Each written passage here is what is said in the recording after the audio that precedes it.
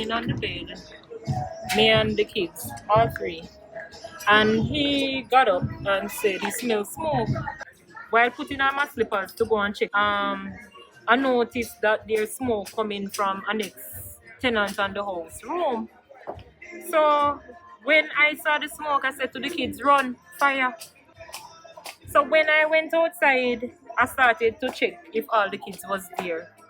When he was sleeping at the time, but when I saw that all three was there, so I'm like, how the baby reach out and I didn't bring him and he was sleeping. So he was the one that lifted the baby. And I had my phone in my hand.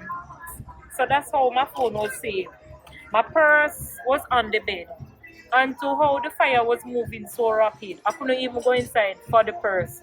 So if the baby was inside, I don't know how I could go inside to how fast the fire was moving. I'm very grateful that our life was spared because I lost everything, every single thing. I'm devastated. It's just right now, you just have to keep my mind, keep active for just go through this because you lost everything. Yeah, I'm lose as you can see.